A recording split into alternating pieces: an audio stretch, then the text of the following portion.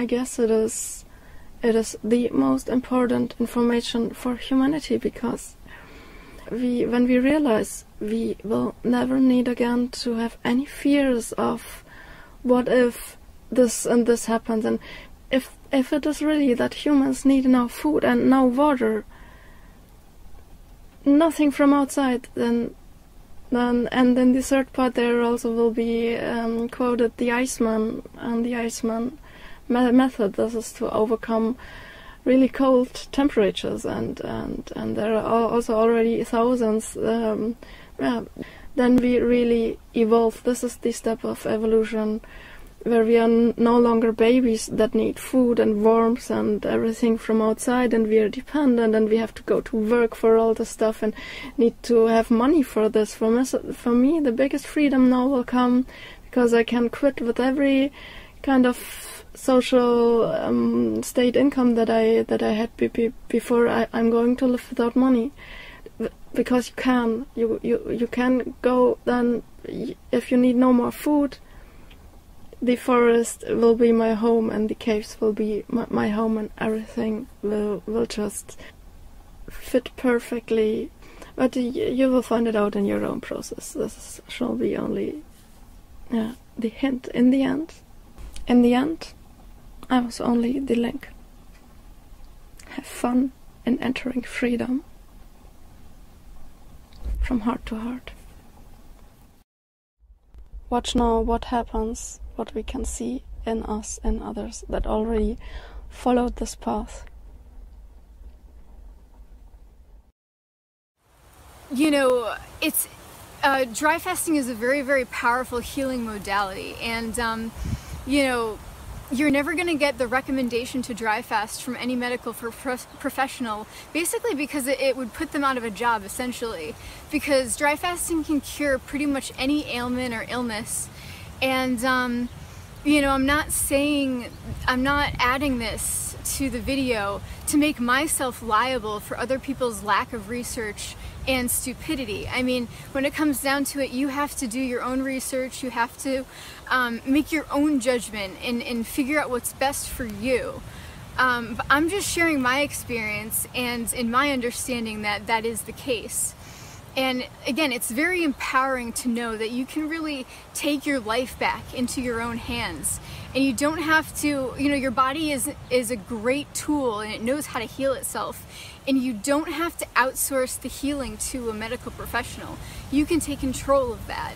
But that's all for now. I'm very excited to break my dry fast on day 11 tomorrow. So what I'm gonna do is I'm gonna do a video update, just kind of doing more of a reflective update and discussing some of the difficulties that I've experienced in my integration process so far, because there have been many.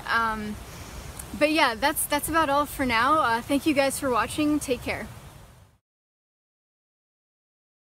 I was using glasses a lot of years ago, and in some moment of my life the neuronal and cells state activate what I call the neuronal reprogrammation and the retroalimentation, the cells retroalimentation. What that it was activating in my body, many different things started to change in my body. I have my third dentition, and the doctors, the oculists told me that I don't need more use glasses, and many different things more. But what happened is that now I'm very sensitive with light, but I'm not a vampire. Good, thank you. Your body has to have time to adjust to your new mental output and belief system. But also, the thing is, so does your subconscious mind. Why isn't this manifesting? And the reason it isn't manifesting is because you're only looking at the conscious mind.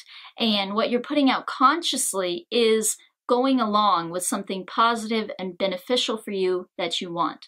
But your subconscious mind is not. Your subconscious mind isn't going along with these new belief systems yet because it doesn't fully believe them yet. Your conscious mind does, but it hasn't sunk down, way deep down into your subconscious, and it's really your subconscious that manifests these things. It's not our conscious mind yet that is running around manifesting everything. Otherwise, we would manifest everything in a split second, and we would be kinetic everywhere. We would be darting back and forth wherever we want in the universe, which we have the ability to do. But at this point, it is really our subconscious still that's manifesting these things. So a lot of times we go to sleep and things manifest as we're sleeping, or they manifest on a subconscious level. We're not aware of how it will, but it just does when we're putting this out. This is because our subconscious mind is catching up to the conscious mind. And so this belief that you have consciously, it's got to have time to soak into your subconscious mind frame. And so just cutting out all food, cutting out all liquids could be a complete disaster. Someone could end up very sick or end up in the hospital because their subconscious mind is still believing that that is what will happen to them if they refrain from taking in outside sources to fill them. Hi friends, I am finally on day 11 of an 11-day dry fasting experience, and I thought that this was a really good chance to do a video update on my Breatharian integration process. And for anybody else that's looking into going into this type of experience, I just want to let you know, be prepared to sort of face adversity in what you're doing, because not everyone will accept you, and chances are it could be the case that pretty much no one that's, you know, close to you is willing to even accept this. And it really makes sense, because when someone encounters something that they don't really understand, that's just pretty much how they react. Yeah, I mean, if I think about it, I've been living the past, you know, I would say 27 years in a very food-addicted lifestyle. And I'm realizing that that's not going to change overnight or over a couple of months. But along with all of the obstacles and the roadblocks that I've come across in this journey, I feel like now that I know that, I can have a clear understanding of how I'm actually going to achieve my goals in this lifestyle. And I have a much better grasp of how I think I'm going to get there. Sorry, my mouth is really dry. A learning process, but I just wanted to let you guys know that I am persisting in this lifestyle, and I'm really, because I really want to integrate this lifestyle. And also, I was thinking about this the other day. I can't really necessarily go back to my old habits, because if I did, I'd just be very unhappy. And so really my only recourse is to really just press forward with this. Sorry. And just try to keep on integrating this lifestyle. Gosh, it's been the single greatest, most important thing I've ever done in my life. Nothing else has come close to the quantum leap which this has created for my life. So many things have changed. I have left my life in Ecuador behind, for now. I'm in a period in my life where I feel like I'm on an expedition for the first time. Life isn't an A to B process where I'm trying to get somewhere. Every day I wake up, and it's really amplified when I'm sailing out there right now. We're going back sailing again with my daughter in a couple of days for a month here in BC. But every day it's like that, waking up on the boat. You just wake up and you're exposed to the world around you, the world of phenomenon. You're not interpreting everything from an A to B process point of view. You're looking at life as an event. Like, whoa, what's happening today, and how can I bring my intention and direction to it to make it awesome? And how much more wild can it become? when I bring my love and my attention to it, to the internal processes inside of me which are unfolding, which may have limited me in some way yesterday, but today will be different because I'm aware of it. I knew I healed myself due to my change of lifestyle. So I knew the power of a change of a lifestyle, bringing in another frequency in your life, what would it do? The reason why I know it, because I gained more energy, my weight began to get stagnant when I didn't lose too much. I knew I was living on prana. So of course I went through the phases. Your mind still had foods that it loved. I dealt with that through years, even though I was still breatharian, because keep in mind, a breatharian is eating none at all or very little. When we mean very little, we don't mean 1 meal a day. You could go once every 3 days, once every 7 days, and still live healthy with full of energy.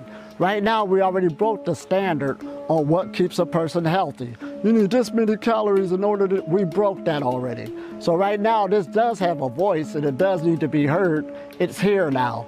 So whether if a breatharian chooses to eat very little or not at all, the knowledge is now here, the processes is now here, people coming from different walks of life, but it all should end up to the same thing about being a self-sufficient being, opening up the energy centers, becoming one with nature, because we are nature. You never left.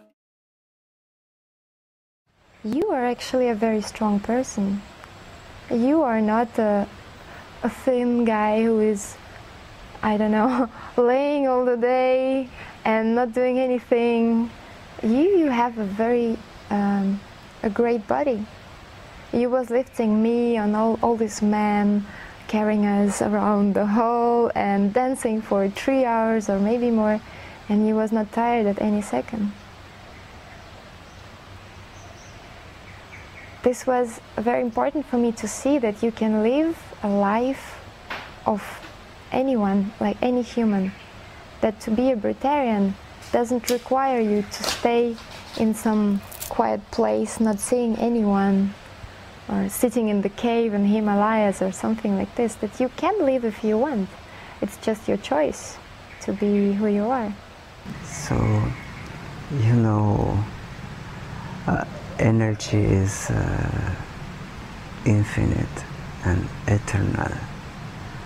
And if I'm a consequence of the universe, I'm in the same way. So why I will be sick? And if you have a lot of energy, it's not because you need to do a lot of things. I have a lot of energy, but I know that I don't need to do nothing.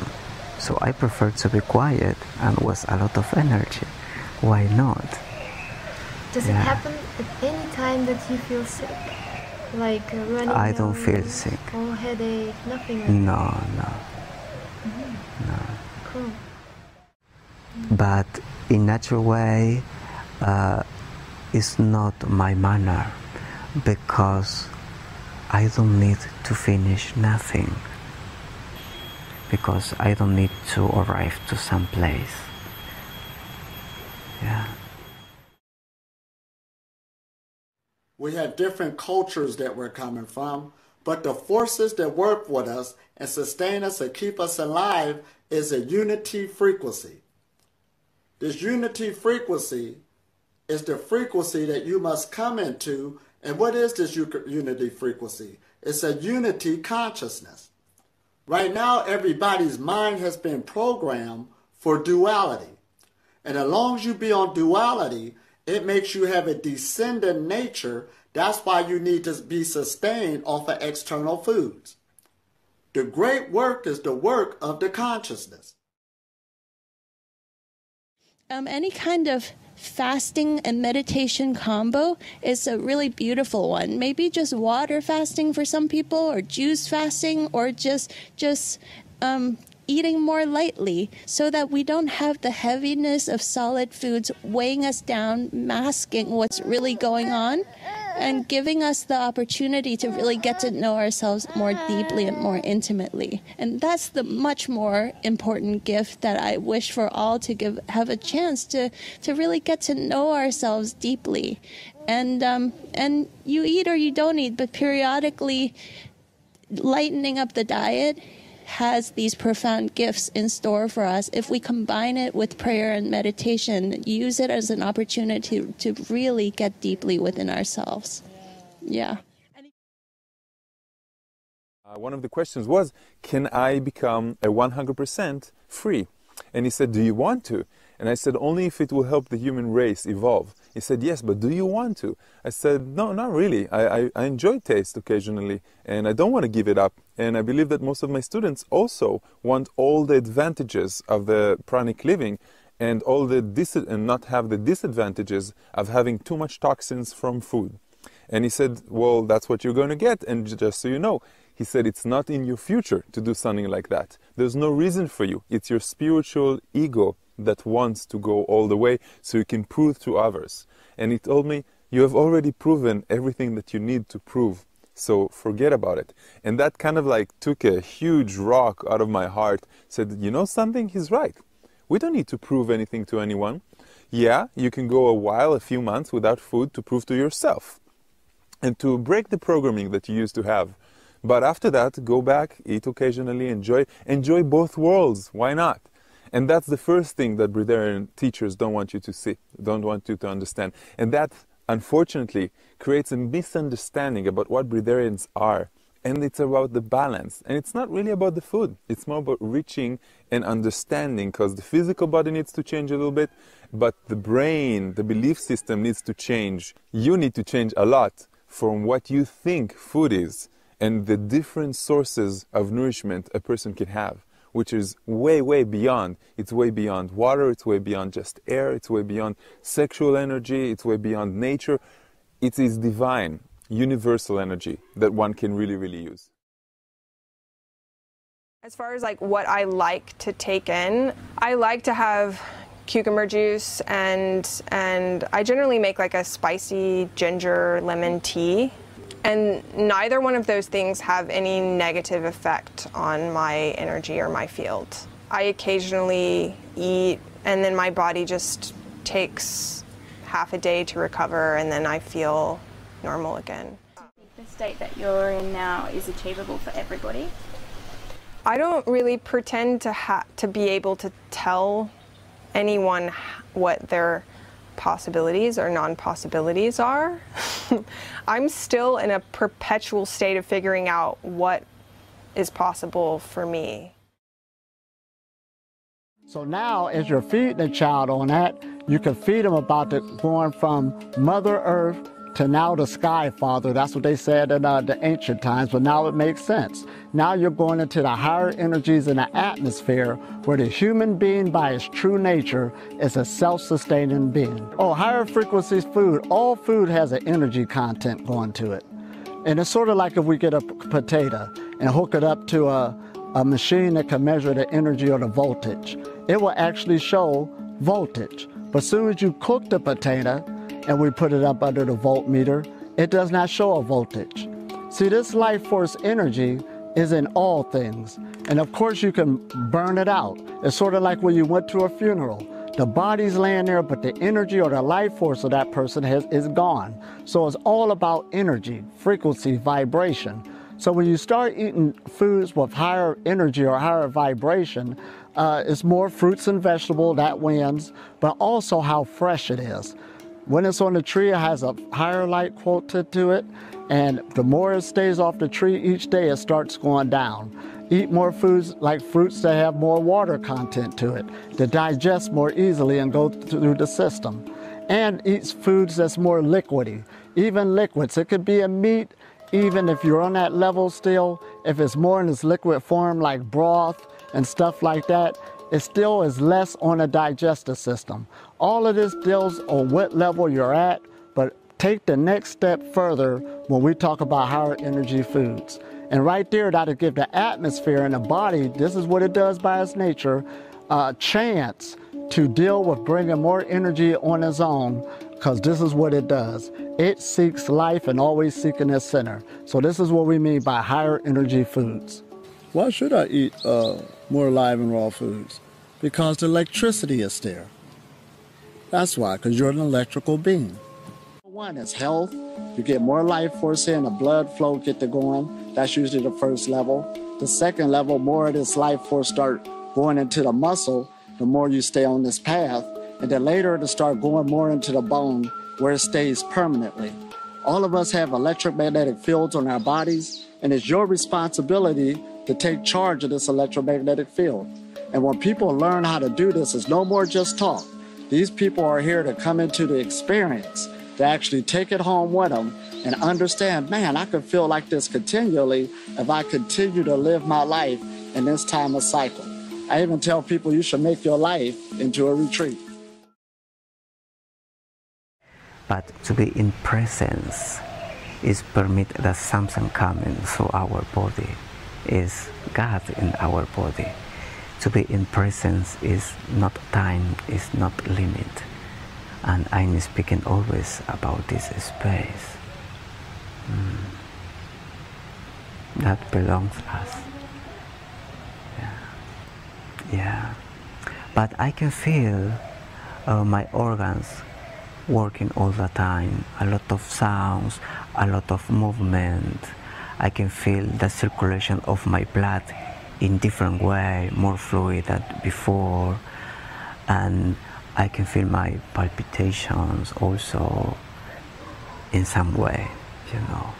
But I can hear my body, and I perceive that like the 8th energy in all the body, and never finish that. For this reason, the retreat